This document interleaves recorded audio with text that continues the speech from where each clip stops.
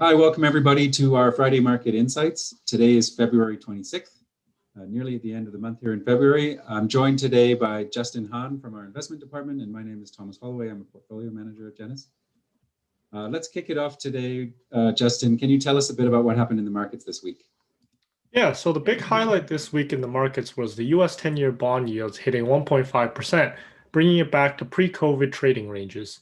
This is a sign the market is starting to get a bit worried about the big spending coming out this year, with about $4 trillion planned on top of the spending that happened last year. On the equity front, we saw more of the larger corrections in the technology sector, with more of the value and economic sensitive names outperforming this week. In terms of the commodity side, we saw commodities continue their gains, such as the economic sensitive ones, such as copper and oil. Great, thanks, Justin. So some comments there about fixed income and equity and commodities. We'll touch on all three, I think, in the next few questions. I want to start with the fixed income market. Looking at the Canadian 10-year, it looks like we rose from about 1.2% to 1.4%.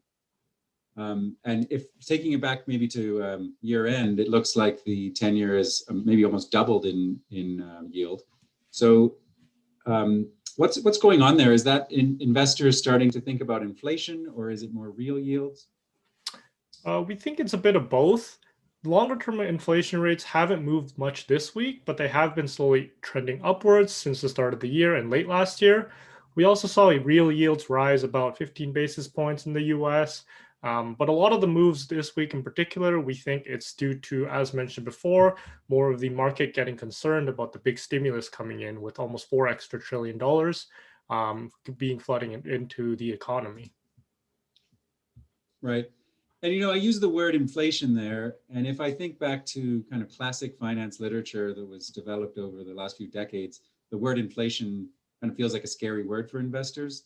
Is that still the right way to think about inflation?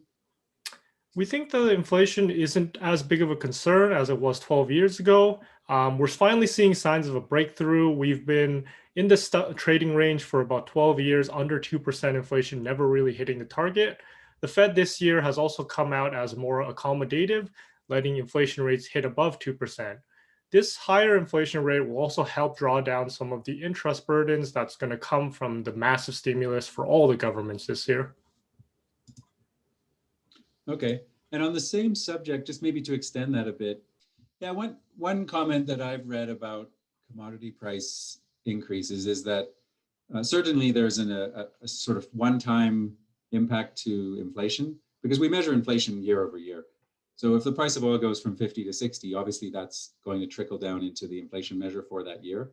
But if we think about longer term inflation expectations, we're talking about 1 or 2 or 3% per year, like every year. So a one-time change in any commodity price would never kind of trickle into long-term expectations. Okay, so maybe just to close the book on the fixed income market, bring it home to investors. Year to date, if you owned the bond index, you would be down about 4%. Actually, I think a little higher today, but I looked at it yesterday.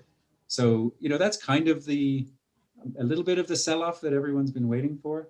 But I want to put it in context. You still earn a yield against that, and now we're at a higher yield. So I think our expectations are, obviously minus 4% is disappointing for 2 months of a fixed income investment, but at the same time, we're now at a higher yield, and so you get a chance to earn it back. And I just want to, there's some headlines which are maybe a bit more extreme than that, but let's put it in context. If you own an mostly equity portfolio, you're actually up about 4%, and most clients would be somewhere in the middle. What really matters for the sort of stability of markets is the rate of change of these things. So that's why the fixed income market's in the spotlight, I think, a bit, especially this week, just because of some more rapid rates of change on the yields.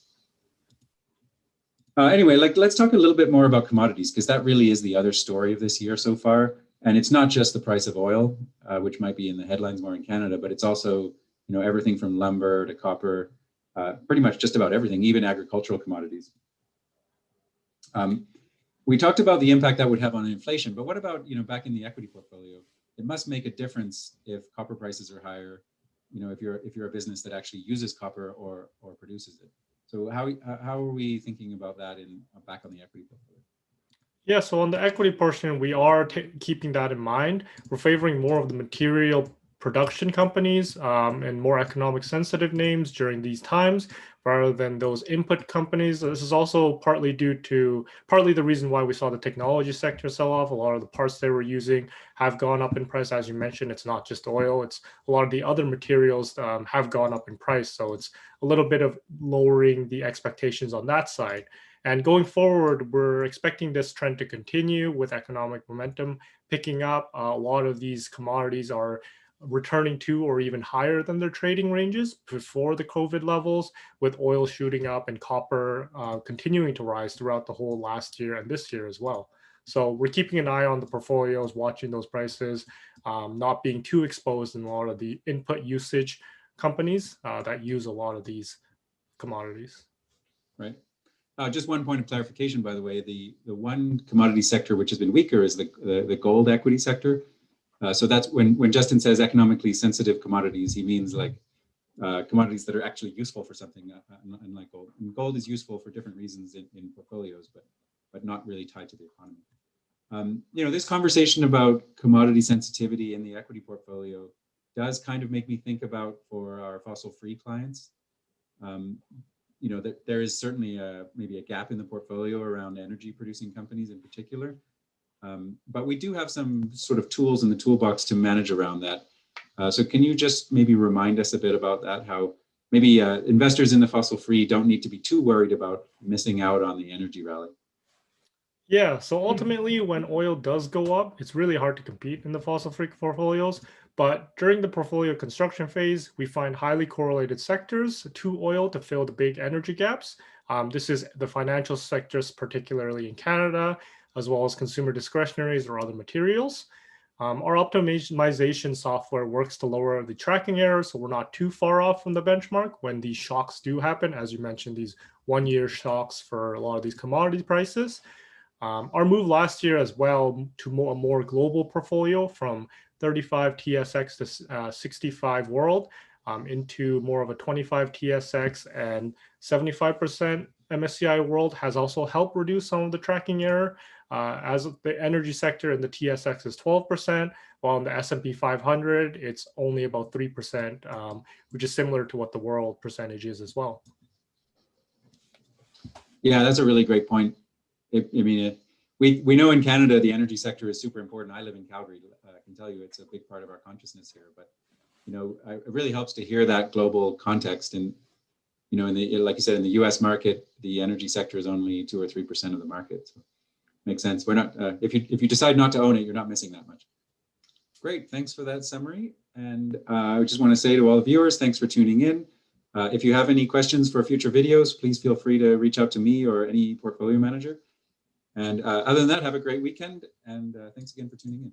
Yeah, thanks everyone.